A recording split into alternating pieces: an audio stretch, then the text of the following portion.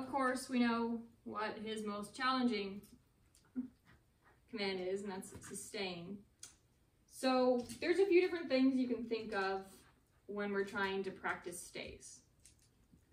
We can add distractions, which would be, you know, petting him, knocking on the door, squatting down, tossing a toy, holding food out, moving the other pup around.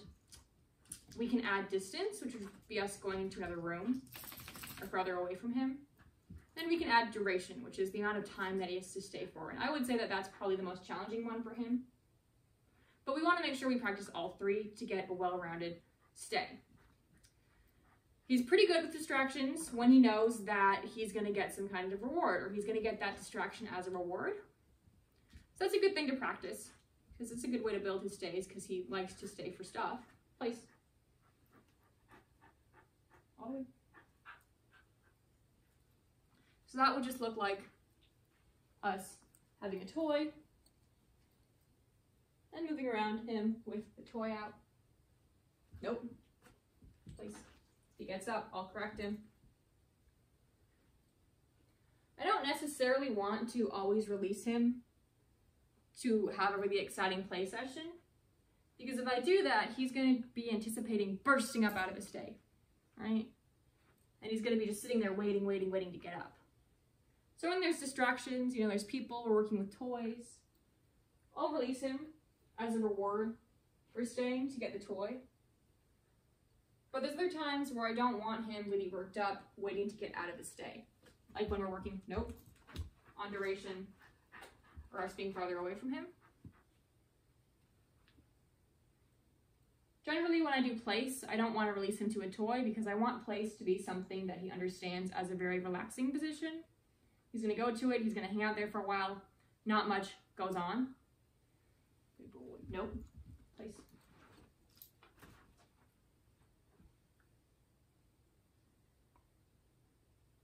Good. So I'm actually going to come back to him and reward him with food for staying, and I'm not going to release him from his stay to his toy. Again, when we're working with toys, when we're outside, he's doing downs or sits, we can release him to the toy and have a lot of energy. But when we want longer stays, or we want a calm place, we don't necessarily want to keep releasing him to toys and adding all this energy to him. It's just one way to add distractions, is to have a toy being dragged around. We can squat down next to him. Good. So when I tell him good, it means that he's going to get a reward, but he should continue doing what he's currently doing. So he should keep staying. He's doing the correct thing. I want to reward him for doing that, but he's not allowed to get up for the reward. Nope. Sitting down is really hard for him. You know, when you're sitting on the couch and he's in his bed, it's really challenging. So this is something that I specifically want you to practice. Not just a matter of, I need him to go away and be stationary while I do other stuff, but a matter of really focusing on him making a good decision and being able to lay down and be there for a while without, you know, popping up a bunch. So he probably will pop up a bunch. So you can tether him, sit on the couch, you can watch TV, go on your phone, read, do whatever you're gonna do, but keep an eye on him. You know, he'll have his e-collar on. I don't mind if he sits for a second, nope, place. But if he starts to creep off the bed, if he stands up, if he's sitting and he's not readjusting to lay down, I'm gonna tell him no and place again. He really needs to practice this, because this is his hardest skill. You know, I don't need him laying down in his bed all the time. That's not the idea, is him just to be in one spot forever and not be getting into trouble. We have these other exercises to work on to show him that he can be loose. There's just certain things he can't do and he can't get into. But this is still an important skill to work on because of how hard it is for him, because of how on the go he is all the time. This is a really good way to work on him being able to relax, and him being able to stay and be bored and not have anything going on and just go take a nap, even when he could go run around, you know? He needs to learn that he can just do this and hang out. So I don't even want him to have any toys, any bones. He can have playtime with bones and toys sometimes, but when you're specifically practicing these stays and this relaxation, I want him just to be by himself. I want him to be kind of bored, and I want him to learn that even when he's bored, he can sit through it and he can hang out and he can get to the other side and start taking a nap, which will be possible for him one day if we keep practicing this. So I would set a timer for 15, 20 minutes, and all you're going to be doing is sitting, having him tethered, and be ready to correct him and remind him to place anytime that he pops up. So this is okay, he's itching, he's sitting. But if he stands up, he starts to walk off the bed, or he takes a really long time before he lays back down again, I'll remind him to place. Again, he's pretty good with me with just my nose. He'll usually go back down just with a verbal no. But if he's in his bed for a longer period of time, and I have to keep asking him no, keep asking him to place, I sometimes have to start using the e-collar because he just gets really fed up and really bored. So don't be surprised if you have to use it fairly often to start with. And again, don't be concerned about going to higher levels. It's whatever works for him, whatever he works at, not what we think is high. It's what gets through to him. But he needs to learn that he can hang out and just exist.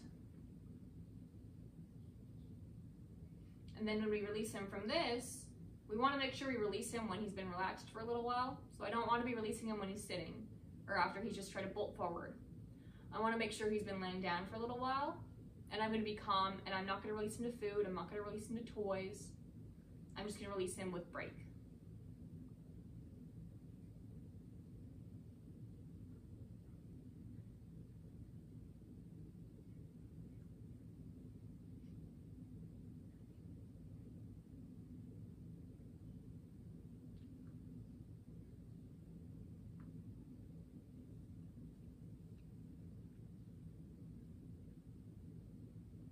You can think of it too as that it's almost like it's his reward for being calm and relaxing is that he can get up.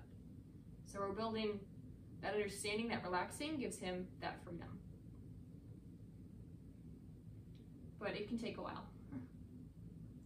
So I don't even necessarily want to tell him down for this because I want him making a choice. Again, he's on his bed, he's stationary, that's fine.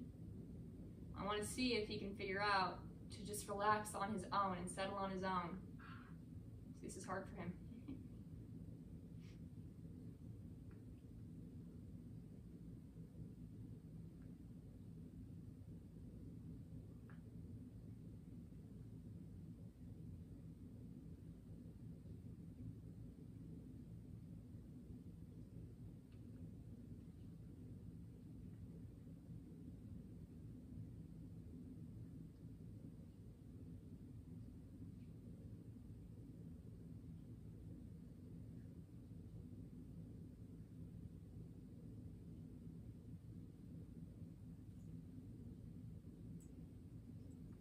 Good boy.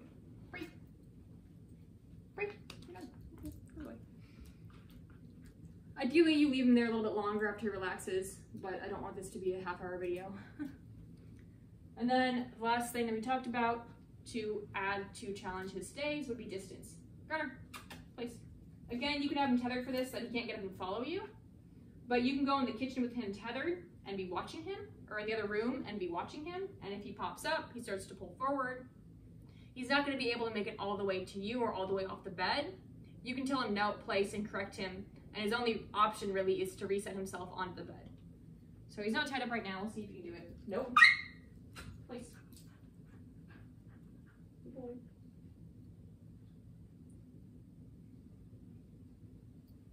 So I corrected him there. I was a little bit high, obviously, so I'll go a little bit lower. Again, we want to work up with whatever level is effective, but I don't want him to be staying out of fear. I want him just understanding that he has to go to this. This is what he's supposed to do, and I want to give him this information. So I'll go a little bit lower. He pops up, I'll correct him again. But you're not going to ruin his spirit if he gets too high of a correction a couple times. He's still going to be him. He's still going to keep trying to do what he wants.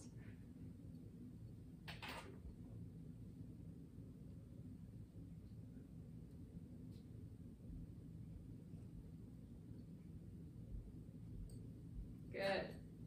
And this I can come back and reward him with food and with good.